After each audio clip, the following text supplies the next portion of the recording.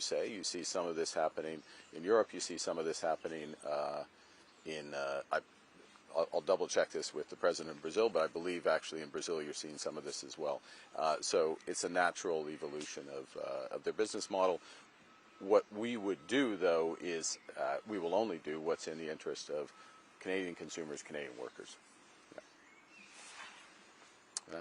Hi, Prime Minister. Jordan Gallen with the National Post. Hi. In the leader's statement on geopolitical issues yesterday, it said it welcomes Canada's potential to deliver additional energy capacity in the coming years. Can you elaborate on what you offer the European leaders, and can Canada deliver given its current export infrastructure? Yes to your second part of your question. And the first part, let me give the context to that, which is taking the lessons. And one of the points that I made in the room in our discussions around Iran and geopolitics was we have to apply the lessons of recent events. And one of the lessons, deep insight, but it's important that we actually apply it, is diversification. Choke point at Strait of Hormuz, we have all seen the impact, including on Canadians with higher gas prices, but more globally. So there's diversification within that region, new pipeline and other infrastructure, so not all energy is coming out through the strait. There is some of that, but there's not enough of that, so there's intention to build out a series of energy infrastructure there. Canada has the ability to do several things, and we're on the path to do several things. 150 megatons of LNG by the end of the year. The short answer on that, you're already seeing with the German offtakes for example, the Silissums project. We have two German offtakes. There's other European offtakes in the work for Canadian LNG. And then as well, expansion of TMX, the oil pipeline, which is a project that will go ahead. The discussions with Alberta on the implementation agreement and potential new pipeline, oil pipeline to the west coast. South Bow, which is a pipeline into the U.S. So when you total those up, it's a material amount of additional energy that Canada can provide, both in natural gas, and this is just from Western Canada. I shouldn't say just, but it's particularly from Western Canada. Obviously, there's other alternatives in the east. So it's quite substantial, and it's important to our European partners. It's important to our Asian partners. It was raised with me in a number of our bilaterals as well. Thank you. Hi, Prime Minister. This is Shubi with Y Media. You met with many leaders, including the Indian Prime Minister Narendra Modi. Our sources at Y Media tell us that the Canada and India trade deal is 99% done. PM Modi mentioned that he will come to Canada this year. Will the trade agreement be signed when he comes to Canada? Well, actually, it was. I believe Prime Minister Modi said that he looked forward to coming once the trade deal is done. I think he said that in the media scrum. Certainly, that is our collective understanding, that we want to have the deal done and move from that platform forward for his visit to Canada. So we're working hard. What we had said, and I'll finish here, what we had said at the outset of the negotiations at the G7 last year is that we were going to launch these negotiations, and our intention would be to complete them by the G20 this year, which is in November. So that gives you a sense of timing. I think you might have rounded up to say it's 99% done, but we're making substantial progress, and we had a good discussion on some of the issues, the Prime Minister and I, when we met. So very constructive, and it's moving forward, and it's important. It's an important opportunity for Canada. I would underscore, I'll just make one point just to put this in context. Canadian businesses, Canadian pension funds and others, we have $100 billion of investment already in India. So this is we're one of the largest foreign investors in India. We have one of the largest trade relationships, or potential trade relationships, better way to put it. Having the Foreign Investment Protection Agreement, FIPA, and then having this trade deal really will open up a new level of activity there. Thank you. Oui, madame. Oui, bonjour, M. Carney, Laurence Martin, Radio-Canada. Je voudrais vous entendre sur l'entente avec l'Iran. Oui. Vous avez parlé hier dans une entrevue à CNN d'un accord game changer, d'un tournant décisif. Il y a quand même plusieurs analystes qui doutent que ce protocole d'entente mène à une paix durable dans la région parce qu'il y a toute la question du nucléaire iranien qui doit être réglée. Pourquoi vous êtes si positif? Est-ce que c'est pour je veux dire, plaire à M. Trump d'une certaine façon, ou vous y croyez vraiment? Et si vous y croyez vraiment, pourquoi? Non, je dis que je crois. Je dis que je crois ou je sais.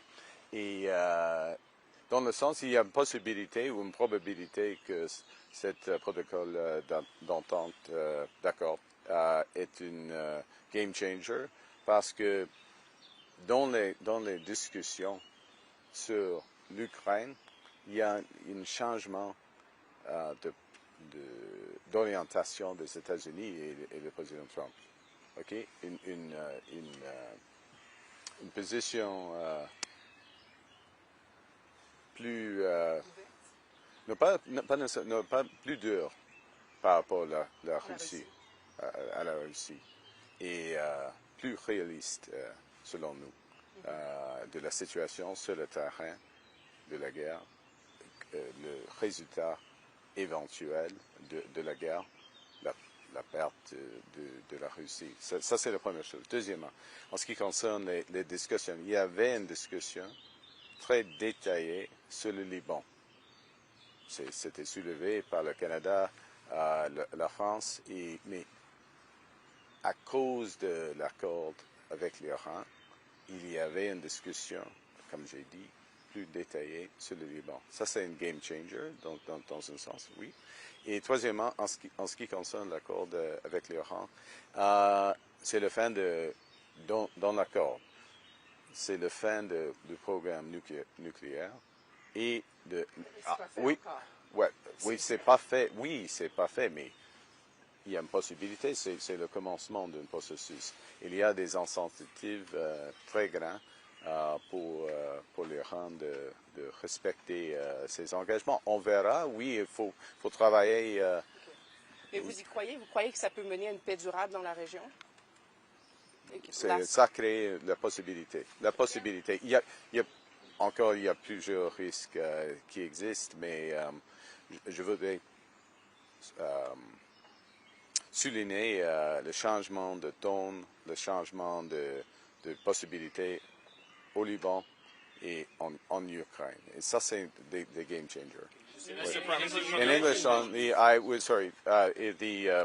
what the exchange was that it creates a possibility of game changer, and I referenced the discussions we had on Ukraine, on Lebanon, and the change in tone with respect to Ukraine, the change in orientation, a more realistic, in our view, expectation of where this war was going to go, and the position against Russia, the tightening of sanctions against Russia, the ability to provide additional defensive support for Ukraine, which was discussed in some detail. Also very detailed discussion about Lebanon and next steps with that. The linkage, of course, here. Yes, there are risks. Yes, the accord has to be put into place.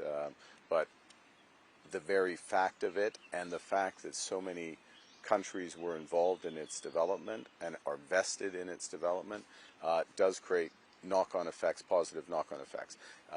And that's what I believe, and of course Canada will do what we can to support the realization of those.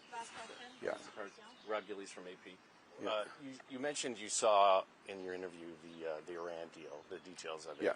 Yeah. What's your understanding of the $300 billion, where that money is going to come from, and I think you also mentioned that Canada maybe have a role, like you're going to be advising it all? There's a variety of things that we can do. I guess the couple of things. One, there are frozen assets. I think it's for the principles of the deal to speak to the details of the money. To be clear, there's no Canadian money going in that.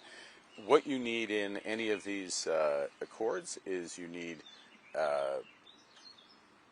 people to help implement them, third parties to help implement them, moderators, overseeing.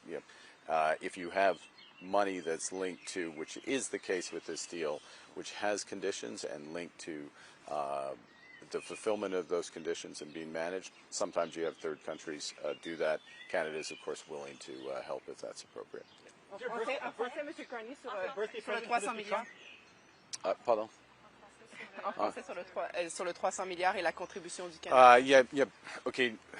Soyons clairs, c'est aucune contribution du Canada. C'est Mais il y a possibilité dans tous les accords du pays, il y a des troisième partie d'autres pays qui va faire un service, en effet, de gérer l'argent et gérer la distribution de l'argent. Très rapidement, madame. Yes. Okay. Sorry.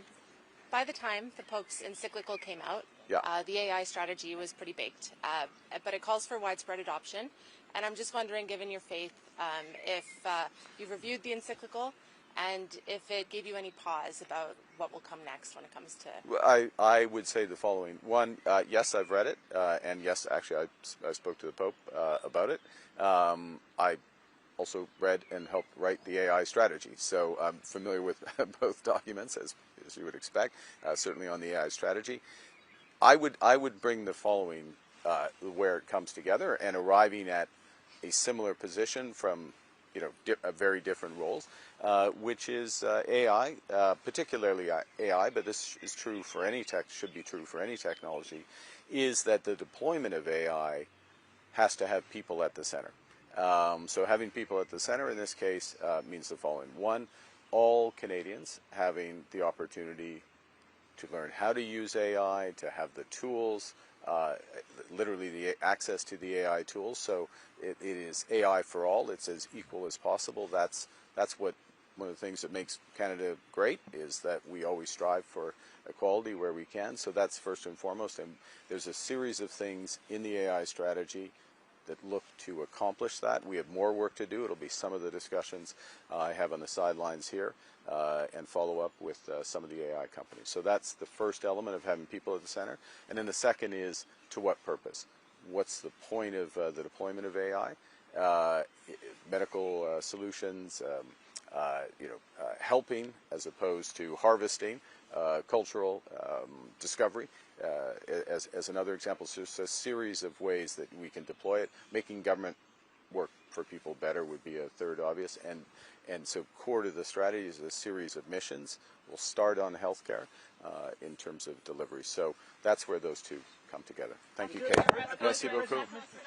I wish him a happy birthday. He's very pleased. I did get him a present, and he likes it a lot. Mr. President.